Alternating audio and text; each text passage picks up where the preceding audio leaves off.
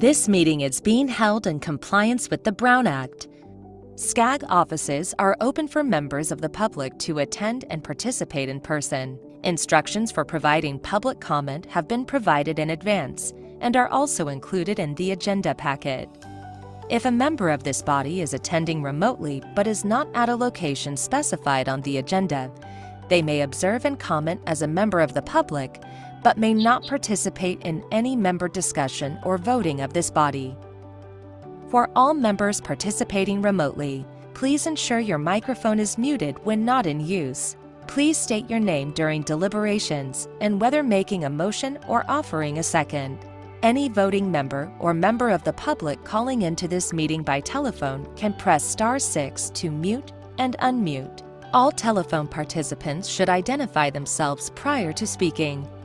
SCAG encourages all members of the public to participate in its meetings. We are committed to holding meetings accessible to people with disabilities. For members of the public requiring ADA accommodation, please call 213-630-1410. SCAG offers free interpretation services for members of the public needing information in another language. Please call 213-236-1895.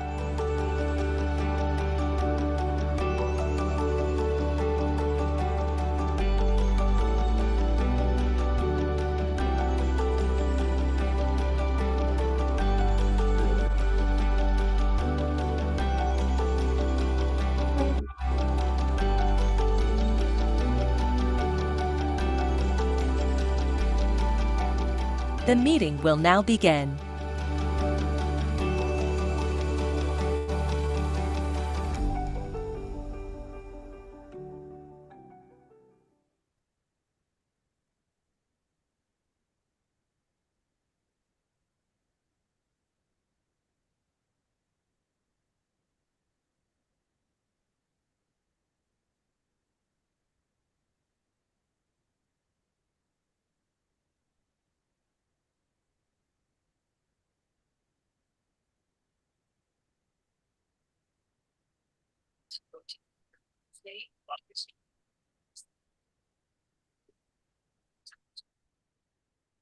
Hey, Jessica.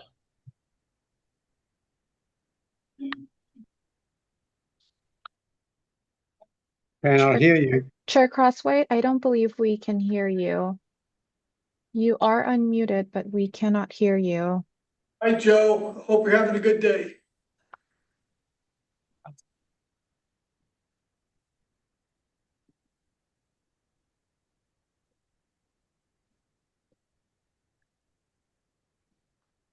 Does that work? Yes, we can hear you now. Let's try this again. Welcome and good afternoon. It is an honor to chair the subcommittee, and I'd like to thank you all for being part of this important policy work as we work on the next regional plan. Today is Wednesday, August 12th, 2026, and the first meeting of the Connect SoCal 2050 subcommittee is called to order. Member Rossi, would you please lead us in the Pledge of Allegiance today? Sure. Please stand and face the flag if you have one. And repeat after me. I pledge allegiance to the flag of the United States of America and to the republic for which it stands, one nation, under God, indivisible, with liberty, justice for all.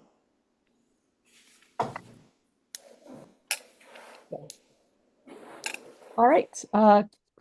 To our clerk, could you please confirm quorum? Yes, I can confirm we have quorum. All right. Thank you. And I will now open the public comment period of the meeting. Have we received any written public comments? No comments were received before or after the 5 p.m. deadline. All right. And do we have any members of the public today, either online or in person, that are wishing to speak? I am not seeing any raised hands. All right. With that, I will close the public comment period for matters not listed on the agenda. And are there any of these items, staff, that we need to prioritize or reorder? None at this time. All right, well, that brings us to our first action item, the Connect SoCal 2050 Subcommittee Overview and Charter. Before we begin our work this morning, staff will provide an overview of the subcommittee's purpose, charter, and how we will help guide policy development on the next regional plan. So I'd like to invite Chief Planning Officer Sarah Jepson to give an introduction to the subcommittee. Thank you, Chair Crosswhite, and thank you all for joining us here today. We're really excited for you to be participating in this Connect SoCal subcommittee. As you know, the update of Connect SoCal happens every 4 years, and it is the most important work that we do here at SCAG, as it not only guides all of our planning and programming work at SCAG, but it also guides the investment of federal and state funding that comes to our transportation system across the region. So this is the 5th RTPSCS, or Connect SoCal cycle that I've participated in at SCAG, and going to my third as the director of our planning work. Each cycle, we try to improve and innovate on our process. And this committee, which you are all serving on, is one of our great innovations for this cycle. If you were around the last time, you know that we had 3 separate subcommittees to dive into new emerging issues. But this year, we're recognizing that so much of our work in our region and the policies are interconnected. We saw value in just having one big forum, bringing together the perspectives from our various policy committees in order to provide the overarching direction for our work. So I wish we could all be in person, but just so you know who is joining you around the table here today, we did make efforts to make sure that all 6 of our counties are represented. We have 5 representatives from Los Angeles County, 3 each from Orange, San Bernardino, and Riverside counties, and 2 from Ventura County and 1 from Imperial. At least that was the original composition when we reached out, and I hope everyone was able to join us here today. We also have a representative from our tribal government and business community to be part of this committee here today. The other thing that we did to make sure we have the expertise and insights to really inform good discussion on emerging issues is we've invited some ex officio members to be part of this committee, and truly appreciate their volunteering of their time to be part of this effort. And those ex officio members include urban planning professor Evelyn Bloomberg of UCLA, Frederico Molina, a recent graduate of our inaugural cohort of SCAG's Future Leaders program. We thought it was really important to have some voices from, again, future leaders to help as we plan for the future ahead that young people will be living in. And also, he could not attend today, but we've also asked and we'll look forward in the future from the participation of Dal Myers, who is a professor emeritus of demography and urban planning at USC. Many of you will be familiar with Dal in that he has been a key partner with SCAG over the years on our demographic workshops. And changes in demographics are one of the key issues that we're going to be wrestling with this planning cycle. So we're really pleased that Dal has agreed to join us in these conversations. Finally, I want to acknowledge and appreciate our staff team who's going to be leading you through this process. Jeff Elder, who will be providing our legal counsel during the meetings. Philip Law is our Deputy Director of Regional Planning Policy and Analysis, and the plan development process falls under him and his adept management team, which includes Sarah Dominguez, who is our Department Manager of Planning Strategy, and Camille Kariba, who is our Senior Regional Planner of Planning Strategy and is the overall project manager for this effort. Any and all of us are happy to support you through this process.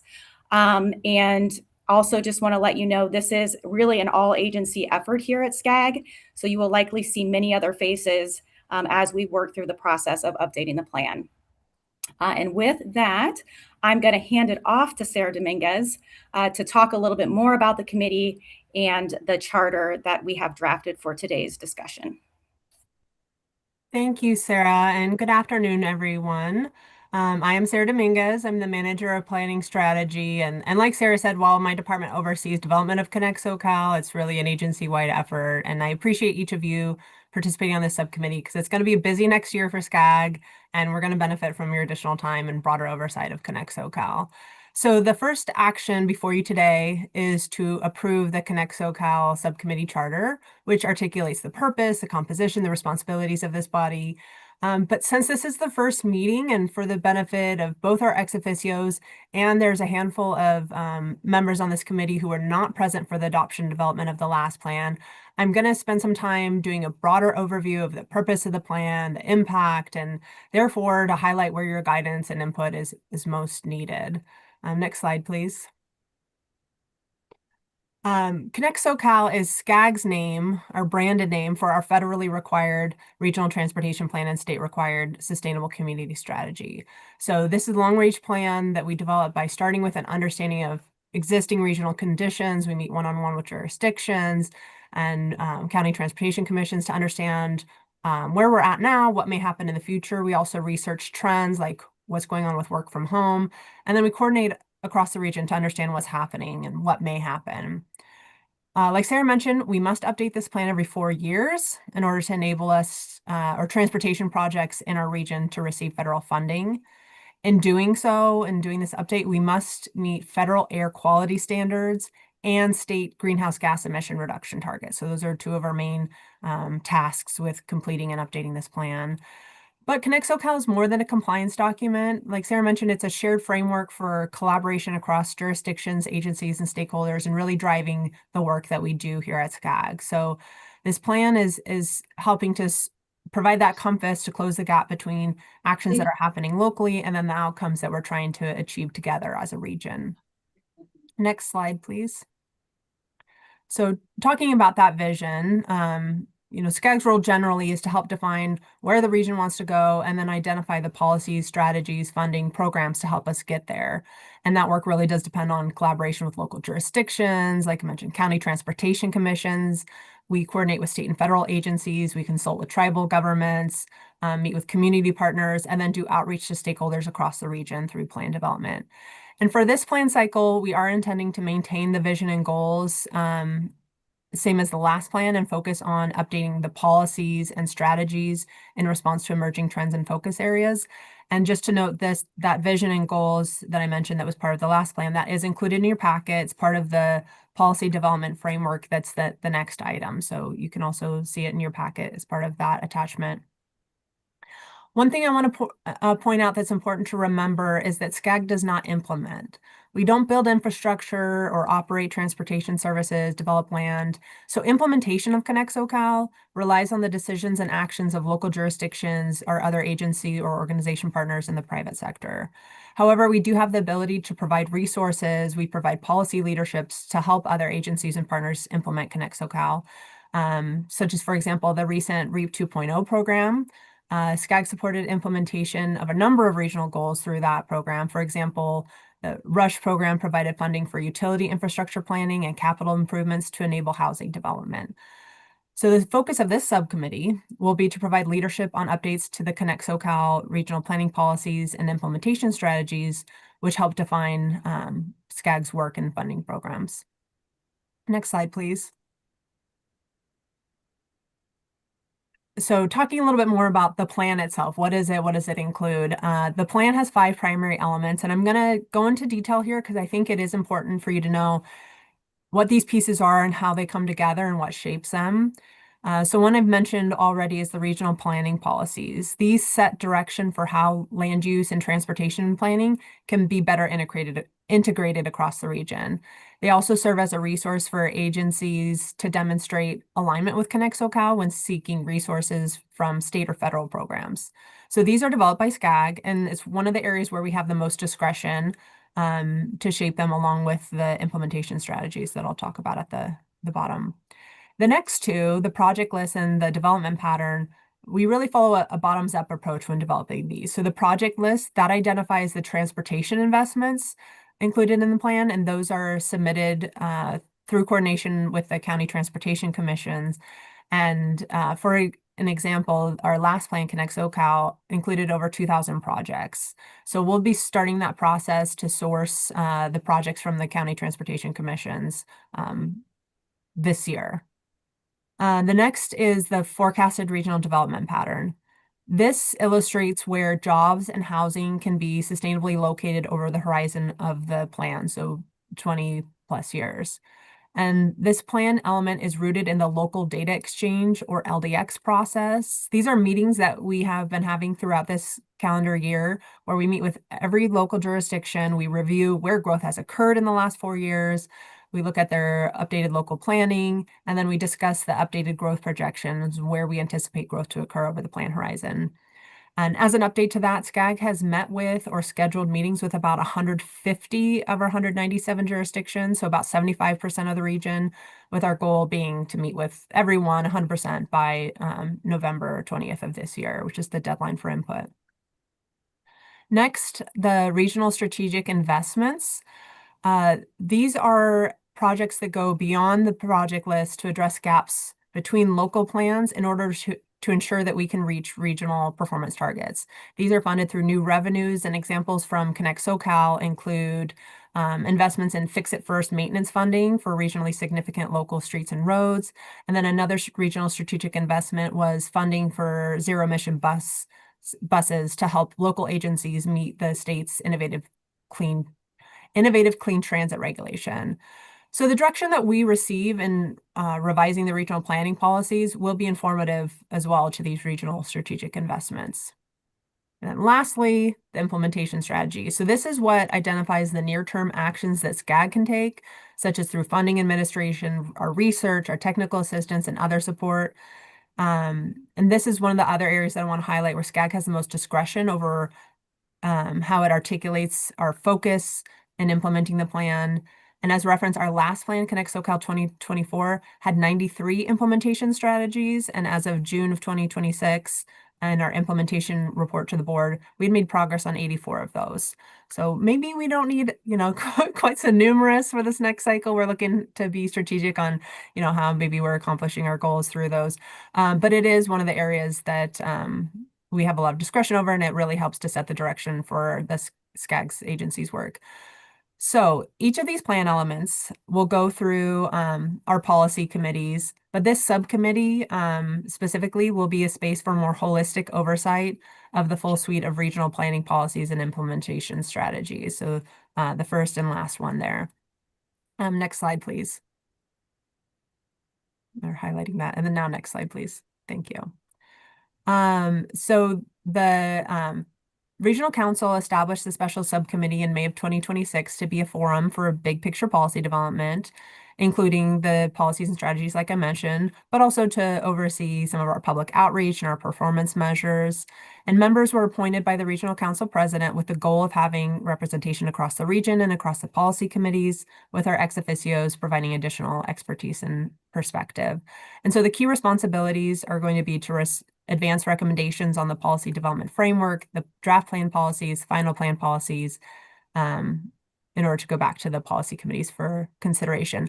I want to pause here and allow Jeff Elder to make a correction on the charter that's as part of your packet. Yeah, thank you. Can everybody hear me okay? Yes. Okay, great. So I just wanted to note the charter on page 17 and 18 of your packet. It currently has language that says a quorum of your body is 50% of voting eligible members. This was an error from language before I knew there was going to be ex officio members. Our regional council policy manual specifically says that for these types of subcommittees, a quorum is just 50% of the membership.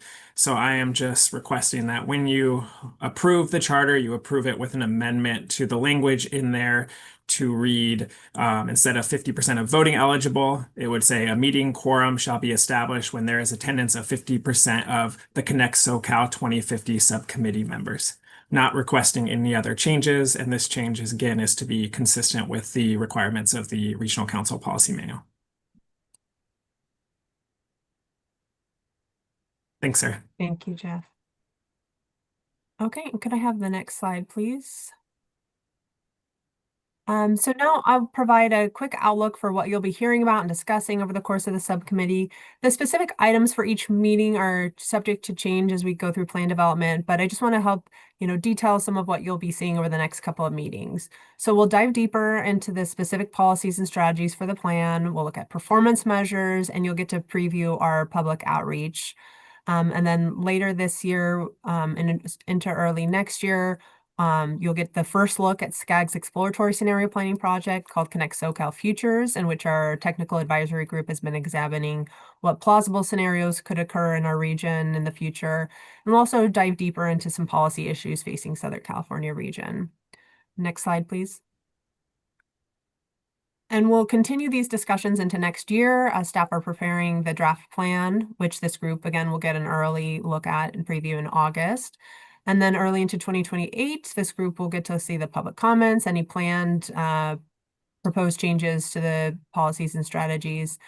And I do want to note that with every plan, there's always changes. Some are known, some are unknown. One for us this cycle is SB 1087, which is potentially going to reform the law that requires our sustainable community strategy as part of plan development. By the time we meet next in October, we will know how that has settled in terms of the final bill language, whether or not the governor has signed it. But I do want to underscore that regardless of the outcome of that bill and the details therein, we don't anticipate any significant changes to this subcommittee, its work, or its purpose. But I'd be happy to give you an update on that in October. Next slide, please. And then this is just a quick highlight of the overall plan development, so you can see how the subcommittee's work fits in to the plan schedule. And again, the subcommittee's role is to provide policy guidance at key decision points rather than reviewing every technical detail of the plan. Though, as Camille will touch on a little bit in the next item, each policy committee has purview of some specific technical work. And then in terms of like the big milestones, Connect SoCal is being prepared for the regional council adoption by spring of 2028. And so the policy direction that we establish over the next year will be especially helpful and important before we anticipate releasing a draft plan next fall. So next slide, and I just want to thank you again for your time, and I'd be happy to take any questions. All right, before we go to questions, I want to make sure we don't have any members of the public who are wishing to speak on this item. I am not seeing any raised hands, Chair. Okay. All right, with that then I will close the public comment period and entertain any questions or comments from members of the subcommittee. Oh, member Ahir? Thank you, Chair Crosswhite. My question pertains to, let's say if I had a follow-up question, am I to reach out to Cecilia or anyone on the SCAG team for, let's say, how our transportation plan is designed, whether the connectivity is not just from city to city, or is it that, our buses are also intermingling intercity, or, what is the plan?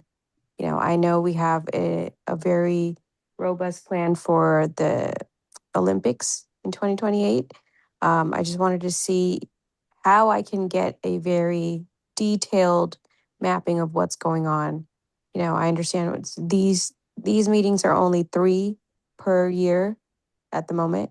So I really want to get into it, and I don't want to waste anyone else's time during the meeting, but I have tons of questions. So who exactly are we reaching out to? And do we have that robust plan going already?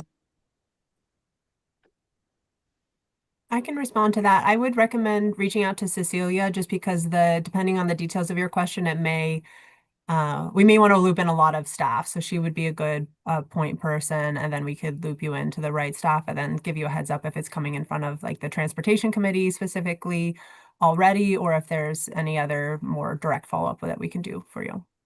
Thank you, Sarah. And let me just add on to that.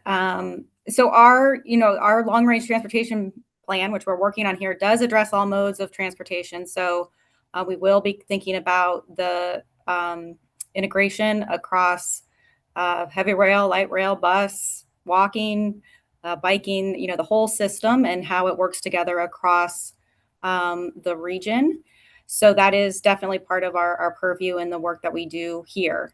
Our transportation committee does get into more of the details on, the specific kind of transportation policies.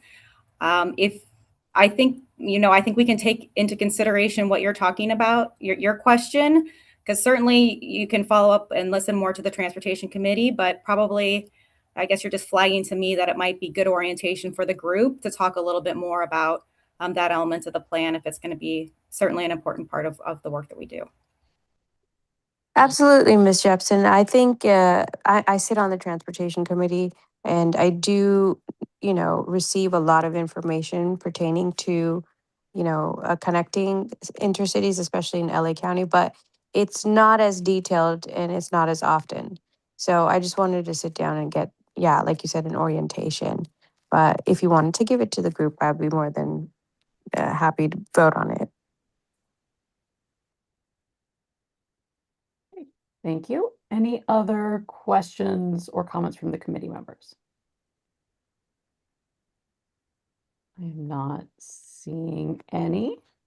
So with that, do we have a motion to approve item number 1, the Connect SoCal 2050 Subcommittee Overview and Charter as amended by legal counsel? So I moved. will, I second. Colleen Wallace. I'm not sure who was first. I got the second from Member Wallace, but who was the first? I thought I was. Okay. Member Member Baca. Baca first and Member Wallace second. And then Madam Clerk, could we please get a roll call vote? Yes. Zeal Ahir, Yes. Art Bishop. Art Bishop. You're on mute, Member Bishop. Art Bishop, yes. Thank you. 1 second. Joe Baca. Yes. Martha Cardenas Singh. Yes. Jenny Crosswhite. Yes. Keith Ike. Paul Granillo. Paul Granillo. Peggy Huang. Peggy Huang. Yes. Thank you. Fred Young. Yes. Can you hear me? Fred Johnson, aye. Thank you. Peggy Huang, I also got your vote as a yes. Daniel Ramos. Ramos, yes. Thank you. Sheila Rossi. Yes. Thank you. Wes Speak. Speak aye. Thank you. Pamela Takahashi. Yes. Thank you. Colleen Wallace. Yes. Dale Welty. Dale Welty. Thank you. Zen Wu. then yes. Thank you. Frank Yokoyama. Yokoyama, yes. Thank you. The motion passes with 15 votes yes, 0 votes no, and 0 abstentions. All right. Thank you very much. That brings us to our second action item, which is the Connect SoCal 2050 Policy Development Framework. This framework establishes the roadmap for updating our regional planning policies and implementation strategies and identifies the key issues that will shape policy discussions as we develop Connect SoCal 2050. So Camille Guribe, would you, our senior regional planner, will you please provide the presentation? Thank you, Chair Crosswhite. Good afternoon, subcommittee members. Again, I'm Camille Griba, Senior Regional Planner and serving as the project manager for Connect SoCal 2050, coordinating staff across the multiple teams in this effort to develop the regional plan. And you've likely seen me in the policy committees earlier this year, and will see me a lot through these forums.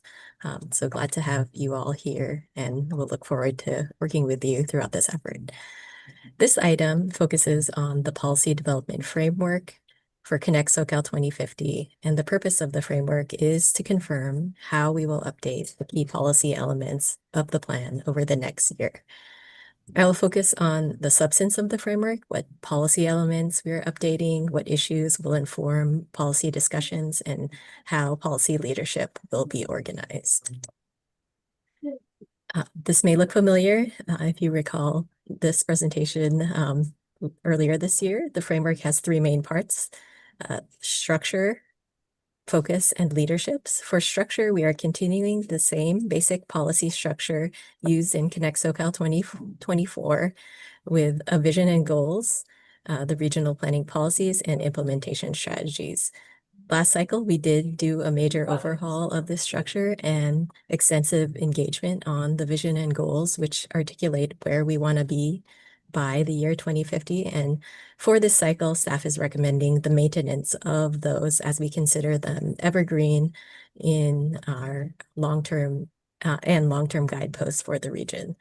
The main update effort will focus on the regional planning policies and implementation strategies, as mentioned many times in the previous presentation as well, so that these updates reflect emerging issues, recent policy direction, outreach findings, research, and as mentioned, the Connect SoCal Futures work.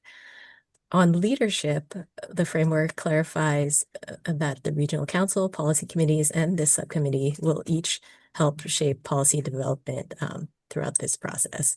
And so just highlighting the other new elements for this cycle being the futures process, which you'll hear more about at a future meeting, and this subcommittee versus the three subcommittees we had last cycle. The areas of focus are intended to be key lenses to inform policy discussion during this plan cycle. Staff identified these issues based on several inputs: early stakeholder and public engagement, ongoing data and research, recent regional trends analysis, and the Connect SoCal Futures effort. The first area is demographics and economic implications. As you heard at the April Joint Policy Committee, the region is facing a very different growth outlook than prior planning cycles, including slower population growth, which will have implications on tax revenues and fiscal health of our local jurisdictions and the region. The second area is transportation technology and the future of transit. Even today, we are seeing automation, electrification, and artificial intelligence, and other new mobility tools creating opportunities in that space, but they also raise policy questions about our regional goals of safety, access, sustainability, and how the benefits of these technologies can be shared across communities. The third focus area seeks to understand what more we can do to foster complete communities and address our housing need. This includes how, at the regional level, we can support jurisdictions in identifying infrastructure gaps to foster development and support local economic development.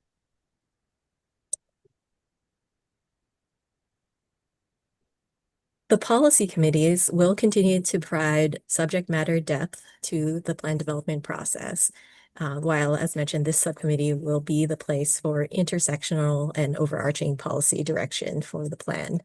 This table outlines the types of topics as related to our regional planning policy areas that may go to each policy committee.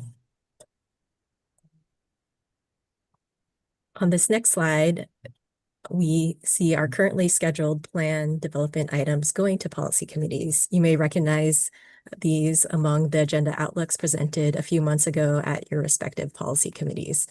This is all to say that policy and plan development occurs across many forums here at SCAG.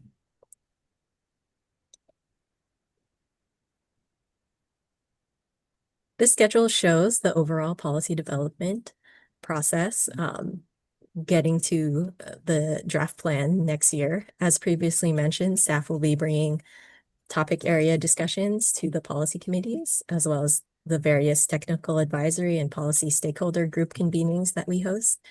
We'll also be doing public outreach in early 2027 to inform the policy updates.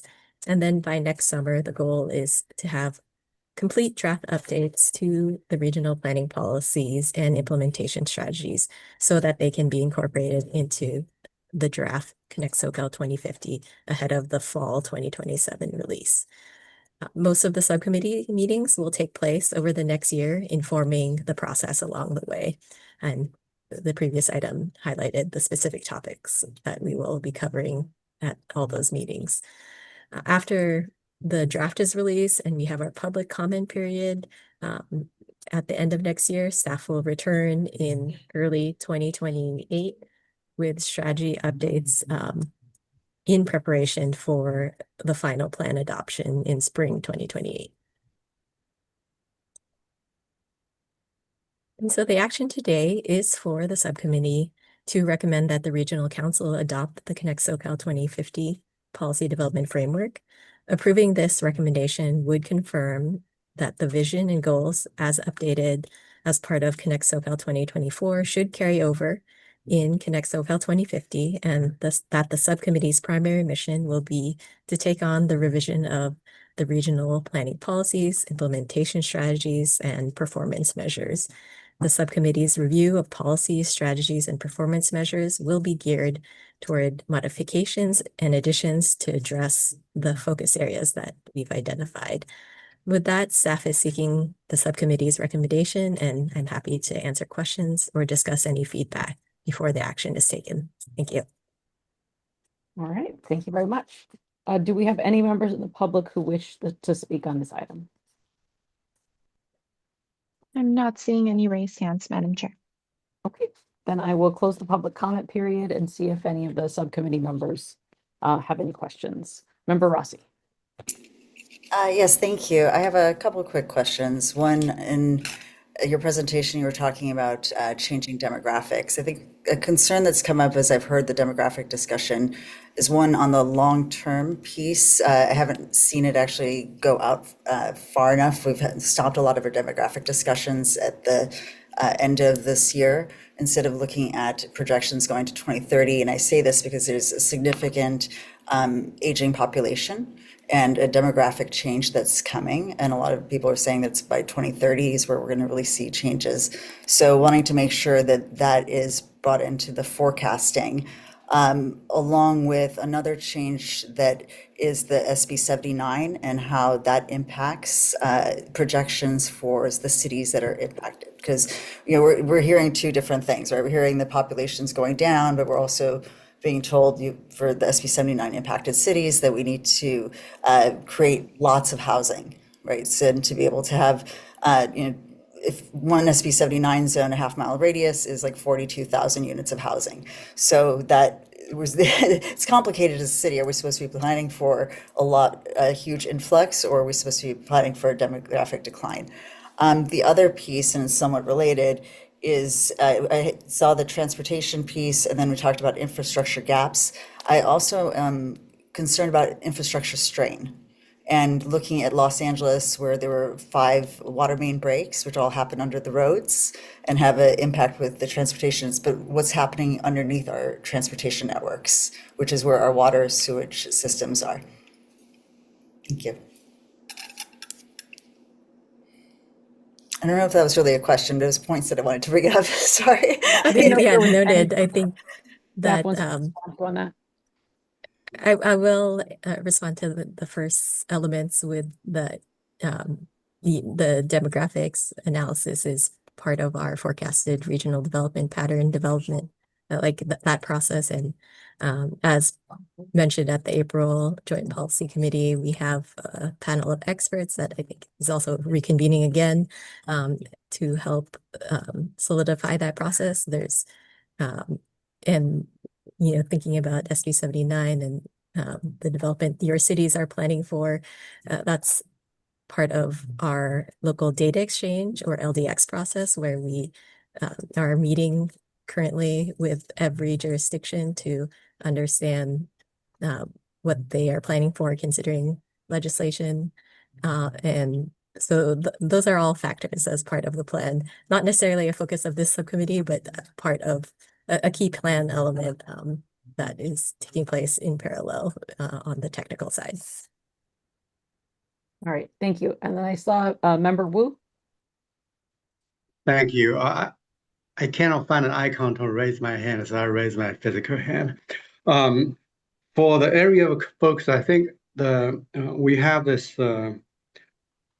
demographics and its economic implication, which is a fundamental driving force of our urban growth and involvement. But then we have the transportation and the housing and the community. I think there's another item that we are not covered here, which is the environmental challenges this region is facing.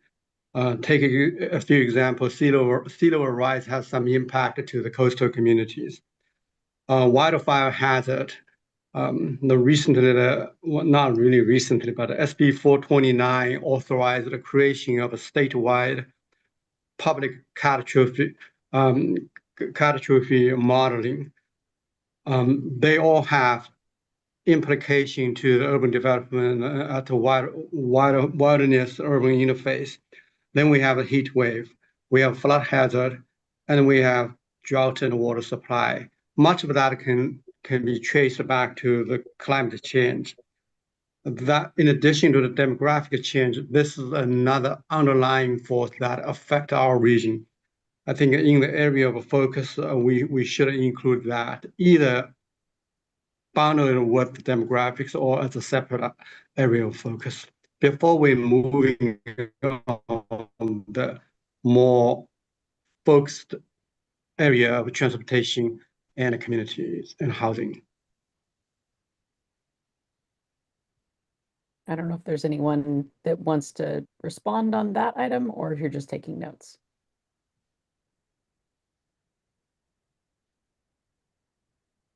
I can just, if I may just jump in to respond, that appreciate the comment and agree that it could be integrated within each of those areas of focus, because I think that the issues that you brought up weigh into how we build our communities, how our transportation is impacting transportation. So thank you for the note, and we'll look to integrate that within those discussions. And just on that point, one thing that I would add is that one thing that we're seeing, because I would have told you 4 years ago that sea level rise and coastal erosion had nothing to do with us, and it doesn't directly because we're not on the coast, but we're experiencing erosion along any waterway anytime there's a major rain event. So we're losing acres and acres along waterways that previously it had been a really long time since there'd been major movement in rivers and things. So it is an interesting area that in the last 4 years has definitely become more acute. Next, I saw Member Granillo. Thank you, Chair. I just want to ask Jeff or Sarah, they called my name. Do I have a vote on the committee? Hi, yes, hi, Paul. Thank you for asking that. There was an error when they were reading the roll call. You are not a voting member, so that vote will not count as a yes, but thank you for bringing that up. I appreciate it. Thank you. All right, thank you. Member Blumenberg. Hi, thank you.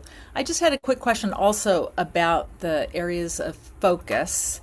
So the transportation is kind of my general area of expertise, and you had listed transportation technology and the future of transit in particular. And I was just looking at kind of the issues that the Transit Committee is working on, and was wondering why it was transit specifically and not something like the future of mobility, I mean, in general, which might include, some of the infrastructure questions that have already come up in this group. Yes, I think that's a good question. The transportation technologies is holistic of all mobility, but I think in particular, we are concerned about the future of transit as related to fiscal health and those demographic changes that we mentioned. So it's kind of a two-part issue area where there's these mobility changes, but then we also have our transit system that needs attention and is part of meeting our goals for the region. Thank you. Member Ahir. Thank you, Chair. I just want to thank Camille for your presentation. That's great. I also want to amplify the two suggestions that were mentioned by Member Rossi and Member Wu. I also find that the plan is economically centric, and perhaps if we focus more on environmental concerns and data, then perhaps we can address some of the strain that even our state legislators have missed, which is, the infrastructure strain that these housing requirements place on the water supply. Because I know for all ADUs, almost CEQA requirements are not required, so they're not really looking at whether the infrastructure is able to take on more of these housing, because we don't have that detailed CEQA check.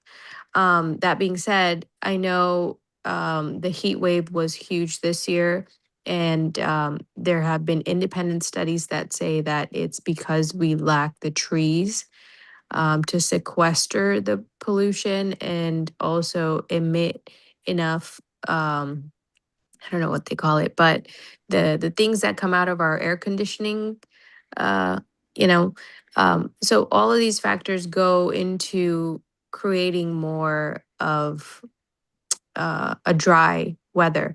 I would say, can we also do data collection and research as to how and where we can make it feasible for more trees in our neighborhoods, in our cities? And also, can we do some research on the strain, the infrastructure strain? When it comes to mobility, I think it's really something that we miss is walkability within our own hometowns. So if we can increase bikes and walkabilities, maybe even a couple of roundabouts to slow traffic, those suggestions, and what can we do to help lobby this to our state legislators? Those were my suggestions too. Essentially what the other members said, but a little bit more nuanced. So thank you. All right, thank you. And then Member Welty. Just a comment. In May, SCAG did a demographics demonstration, and that demonstration, it went out to 2050 and indicated for the most part that population would be relatively flat. And that was a big change from the projections a couple of years earlier and a big change from a couple of years before that, that designated that. It would be great if SCAG could bring at least an abbreviated form to this forum so we could see those demographics, because they're significant. It basically, again, indicates basically no growth throughout most of SCAG region in the population. And then the population change to the elderly and to the retired is significant also. And it would be great if we could all see that again, some piece of it.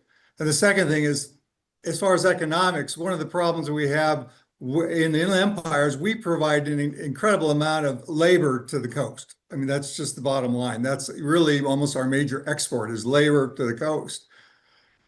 And I'm happy here. I don't need a lot of jobs or anything, but I just feel for the commuters who are driving all the freeways and getting jammed. But getting jobs closer to the labor force seems like it would make a significant change in our transportation policy. So I think that factor can't be ignored either. And thank you. That's my comments. All right. Thank you very much. I'd seen a couple other hands earlier, but some of them went down. Was anyone else wishing to make any comments on this item? All right. I am not seeing any other hands raised. So would anyone like to make a motion to approve item number 2 for the Connect SoCal 2050 Policy Development Framework? Ramos will motion, Chair. Bishop will second. All right. So first by Ramos and second by, was that Wallace? Bishop. Oh, Bishop. Second by May I Bishop. make a friendly amendment that we have the climate resiliency and environmental constraints to be integrated in each area? I second that suggestion. Thank you. So for the one who makes the motion, is that acceptable? Member Ramos? Sure. How- Yes. I Okay. accept. And, okay, so, all right. So we have a motion and a second. Madam Clerk, did you get the amendment? I got the last part of it. It was with the environmental, if Member Wu wouldn't mind repeating that.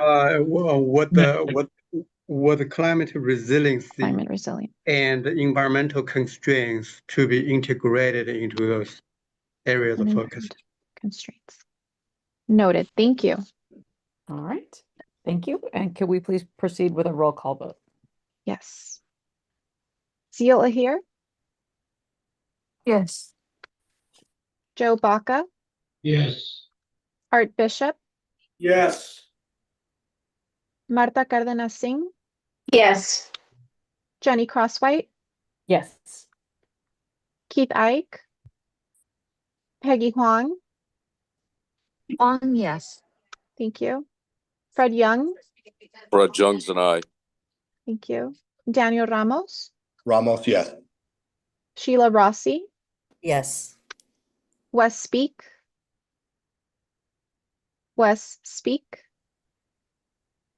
okay. Tamala Takahashi, Yes. Colleen Wallace, Yes. Dale Welty,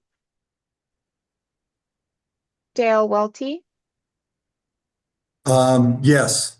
thank you. Zen Wu, Then yes. thank you.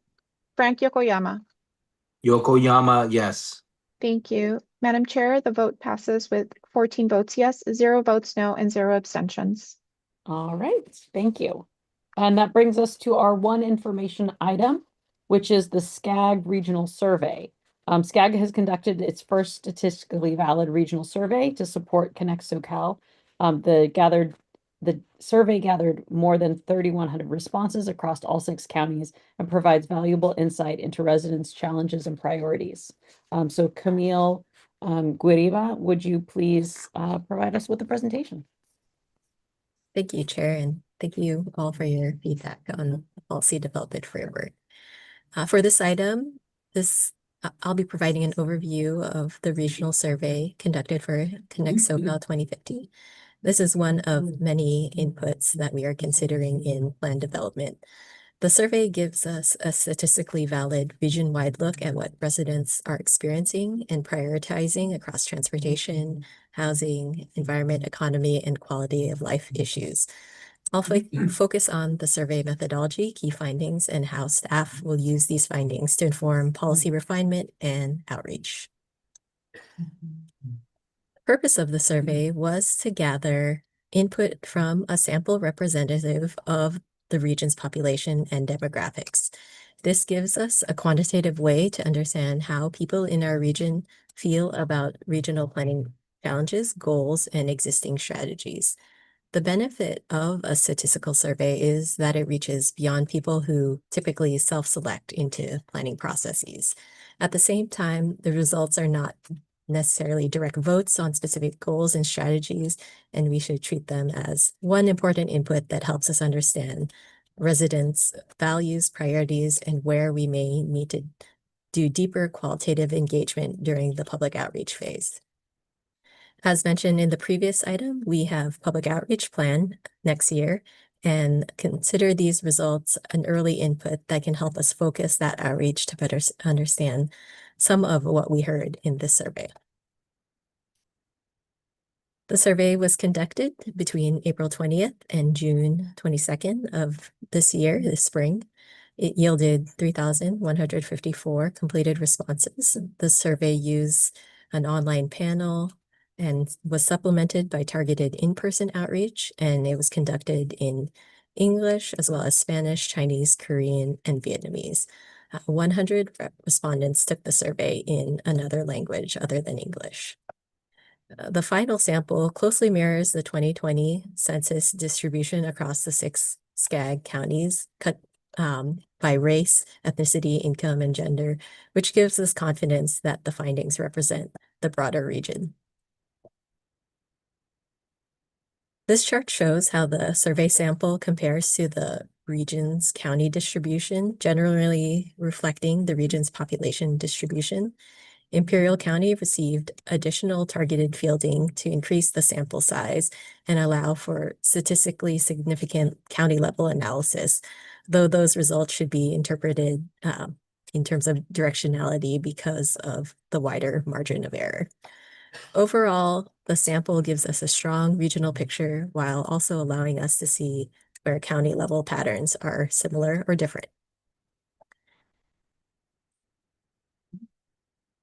This slide provides an overview of how the survey was structured. Residents were first asked about the most important issues facing Southern California, then inquired about their perceptions on whether key conditions have gotten better or worse over the past decade, and which Connect SoCal regional goals they view as most and least important. The survey also asked residents to prioritize existing strategies related to the 4 Connect SoCal pillars of mobility, communities, economy, and the environment. This methodology forced this ranking to get feedback on priorities. We know all the items on the list are important, but we wanted to understand what our communities felt was most important for them.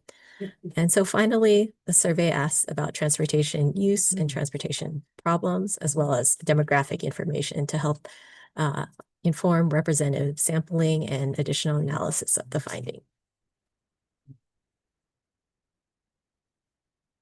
So on this first slide related to the issues, this likely comes as no surprise to all of you, but the top regional concern across the region and across all 6 counties was the shortage of affordable housing options. When residents were asked to select their 2 most important issues facing people in Southern California, 55.7% selected the shortage of affordable housing options. That was the highest ranked issue, as mentioned, across all 6 counties and well ahead of other issues. This reinforces that housing challenges are not isolated to one part of the region, and it is a shared regional concern and a major context for our policy discussions. This slide looks at whether residents feel conditions have gotten better, stayed the same, or gotten worse over the past 10 years. The areas we asked about were related to Connect SoCal's 4 pillars. And again, we see housing options stand out with 61.6% of residents saying that they felt that it has gotten worse. Residents were also more likely to say job opportunities, environmental health, and transportation have gotten worse than better. There are some county differences, with Orange County respondents having a more pessimistic outlook on housing and transportation, while Los Angeles County respondents had the least pessimistic outlook on transportation.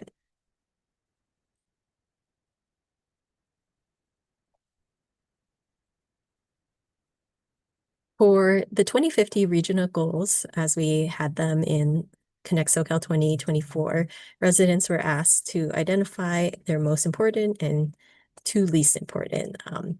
And so we found that creating communities with places and businesses to serve neighborhoods, paraphrased here as walkable communities, received the highest share of most important responses, followed by maintaining and repairing existing transportation infrastructure.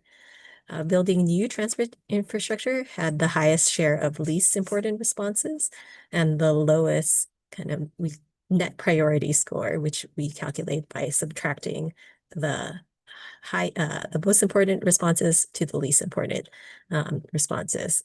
So the takeaway is that residents appear to place great priority on maintaining what exists, improving access, and supporting more complete communities.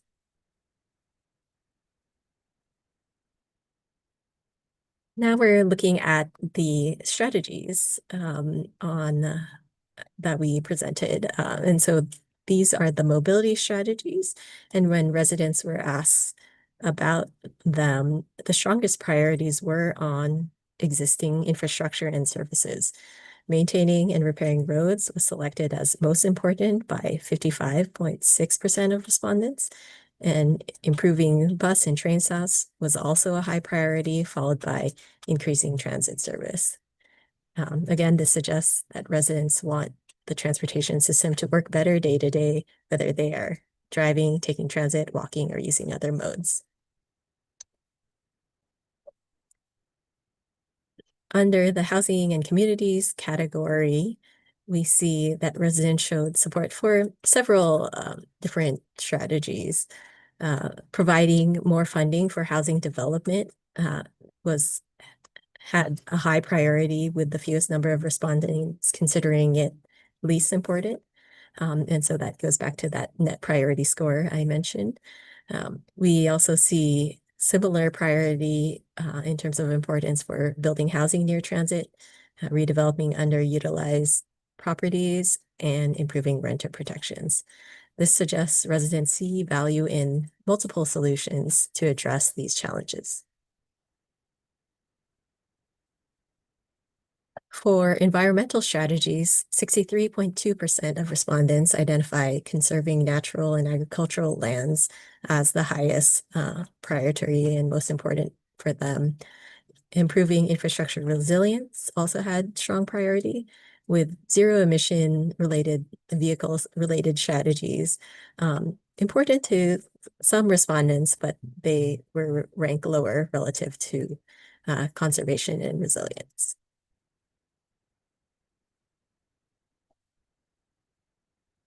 In the economy category, we see targeted freight and truck infrastructure as the leading strategy, selected as most important by 65.5% of respondents. And then transit and mobility subsidies were also highly ranked, which reflects the connection between transportation access and access to economic opportunities. And so these transportation problem questions we asked, where we borrowed methodology from the University of Michigan, who has developed a transportation security index that allows us to understand how transportation problems impact people's daily lives. And in these responses, more than half of the respondents reported skipping a trip at least sometime in the past month because of a transportation problem. Nearly half said they were unable to leave home when they wanted, and about 1/3 said transportation problems affected personal or professional relationships. Looking at respondents by the mode they use, regular transit users reported especially high rates of these impacts, which points to the importance of reliability, access, and service quality. For Connect SoCal 2050, this helps frame transportation as a quality of life issue, not just the mobility or infrastructure that we often talk about at this regional level. And so in conclusion, staff will be using these findings as one input, as mentioned, in the continued policy refinement for Connect SoCal 2050. The survey results will be considered alongside other data collection and analysis, including our local data exchange process and baseline conditions analysis, such as the State of the Region report, which was also presented on at the April JPC. We also wanted to explore these findings further through qualitative public outreach early next year, so we can better understand the reasons behind resident priorities and concerns. Overall, the survey helps us identify where resident priorities are clear and where additional outreach can help inform policy direction. Thank you, and I'm glad to take any questions about the survey. All right, thank you. Before we move on to our member questions, I just want to make sure, are there any members of the public who are wishing to speak on this item? I am not seeing any public comment. I do, however, see member West speak with a raised hand. All right. Okay, then I will close the public comment period. Member speak. Thank you. Thank you very much. And thank you for the presentation. It feels like opposite land compared to where I am in Western Riverside County. I almost had to look really closely to see what the flips, the most important and least important was, because folks that are in the western part of Riverside County are just held hostage by traffic, and the public transportation options just don't carry enough people. They're maxed out. There's not places to go. And as we look at our housing is going to be built where it's the least or the most advantageous to builders. So that's going to be also in the western and eastern part of the county. And we're going to keep doubling down on this crazy where we're going to build houses where there's no jobs. So I was really excited to see the economic portion. I'm curious if there were other questions answered, and because that economic piece, and I think it was in the last, I think the 2040 plan that SCAG put out said that congestion is the number one challenge to economic growth, and we're certainly seeing that in Riverside County, and it's a problem. So I know that we all have, I hate using the word, one size fits all, but seeing that kind of feels that way. And even though we have different challenges, I know that Ms. Wallace is also on here as well, and she's out on the very edge of the western part of the county, and I know the folks that are more rural probably have some different outlooks. So I get the idea. I'm just curious about whether or not there's data by region or by county to see, if we're taking a one size fits. Trying to explain it to people that the freeway is never going to get better. I preach that from the mountaintop as much as I can, but I think it needs to also come from us. So that needs to also be a portion in this that we are not building freeways. We are not building, more, it's frankly against state policy to do so. But, we need to be on the forefront of telling people that, you either have to work where you live or let's continue to fund public transportation. But there's a disconnect in my part of the world. Thank you. All right. Thank you. And I do want to highlight that there are county level summaries in the attachment for that. So if you want to look at that, and we'll be digging into that to focus our outreach when we are in specific communities and counties to dig into more specific questions about how they answered and why they answered the questions in a certain way. Thank you. All right, thank you. Yeah, that data in the back was really interesting. Member Huang. Yes. My question is, you mentioned in the survey a difference in terms of outlook between Los Angeles and Orange County in terms of, job prospects and housing. In your survey, or did you ask sort of the respondents why, so that we have a better understanding of that difference? Because when we plan for the region, right, and I mean, one size does not fit all, try our best to sort of accommodate for the differences, and so that we can meet everyone's need in the region, but at the same time we try to, it's very difficult, and so we have a sort of a regional blueprint. So I'm interested to know that difference because, it does help us a bit in our planning. Yeah.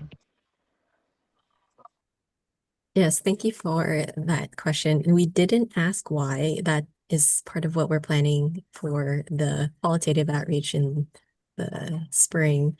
And I think it's the challenge with the instrument of a statistical survey.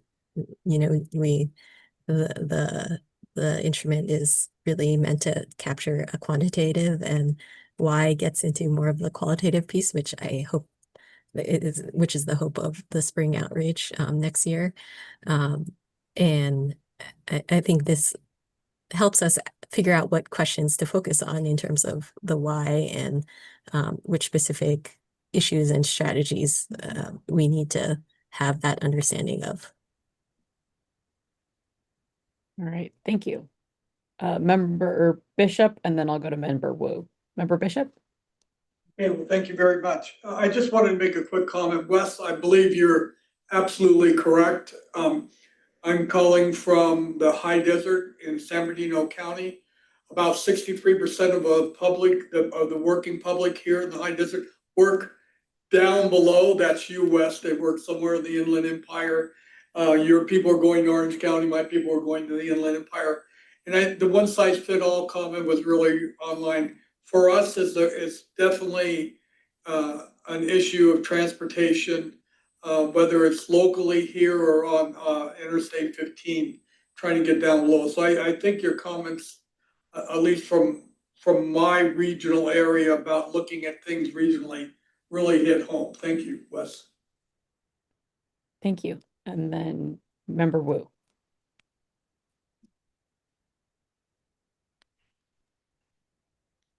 Thank you, Chair. I want to talk about first of all, I have a question about the methodology. It said that it matched the demographic according to the 2020 census, and it specifically listed that it matches the race and ethnicity, county, income, and gender. It also has additional outreach based on the language and Imperial County.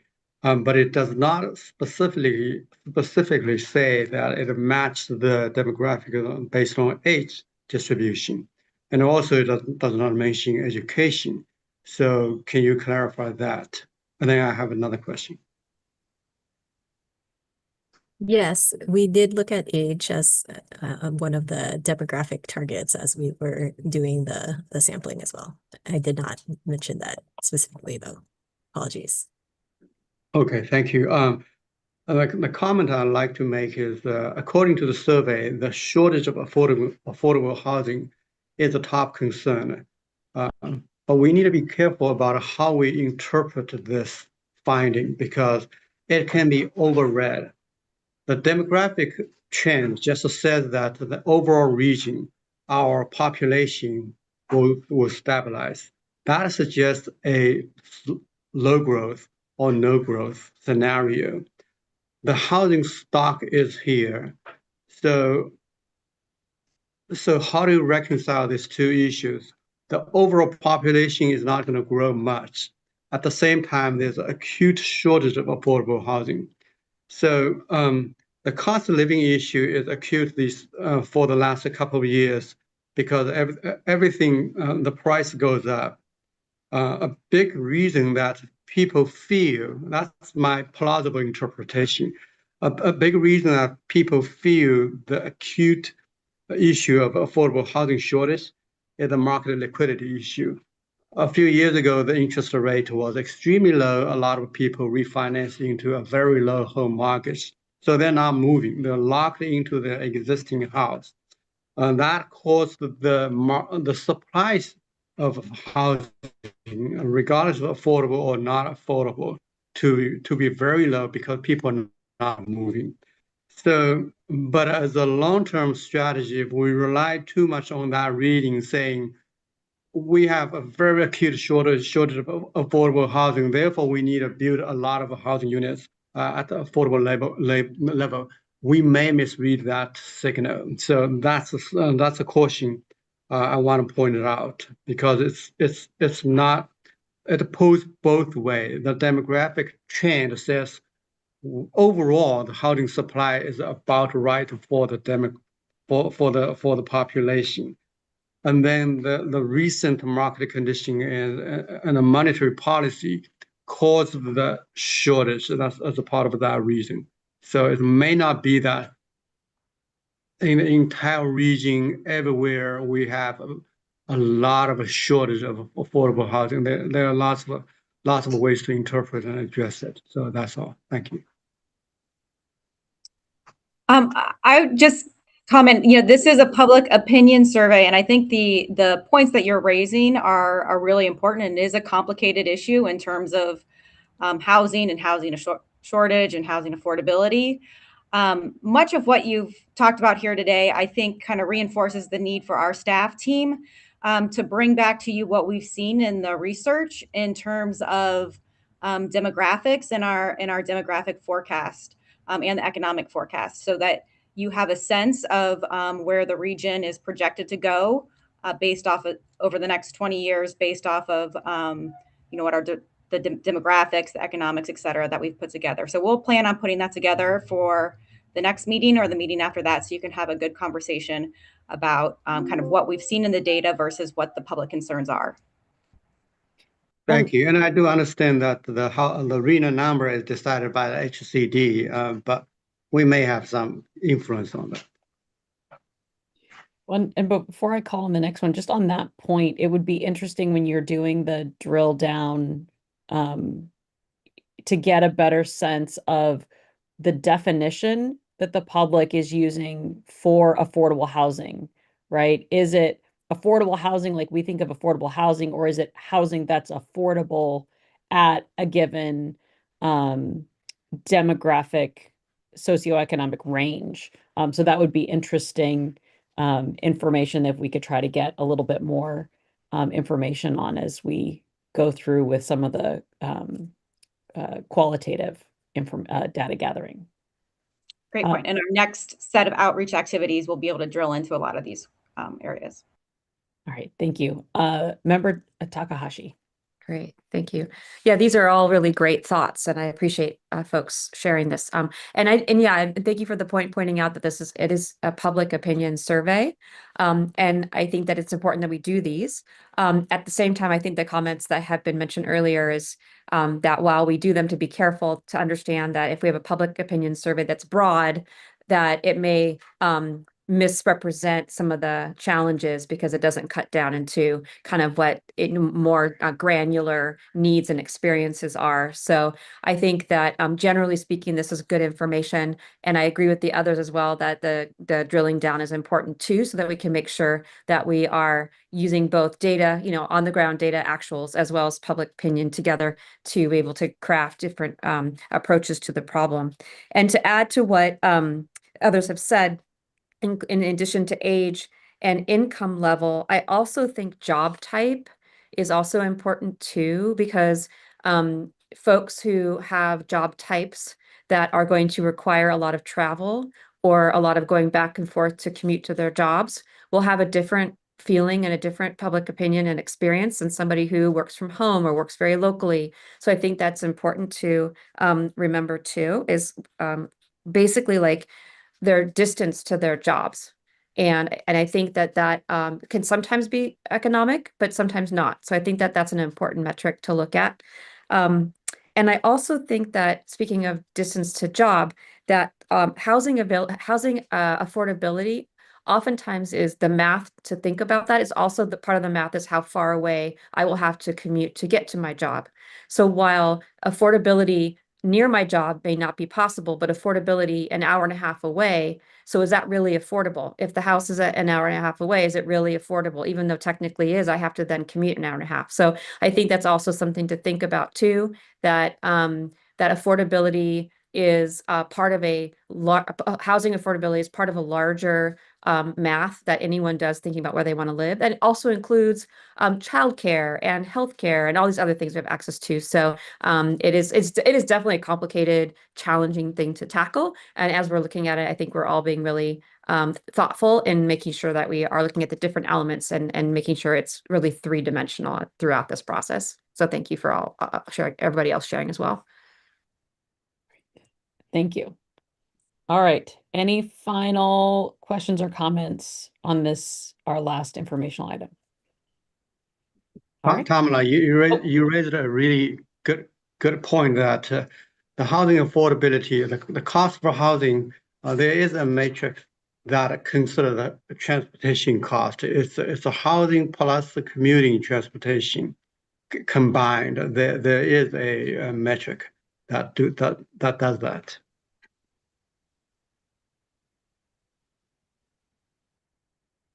All right. Well, thank you all. I think we're going to have some really good conversations as we go forward and we get to work on some more specific things. But I think this was a good informational, getting ourselves thinking about some of the important issues that we have to work through in the coming, it's just over a year. So thank you all for being willing to participate, and I will now adjourn our meeting. Thank you. Thank you. Thank you. Thank you. Thank you.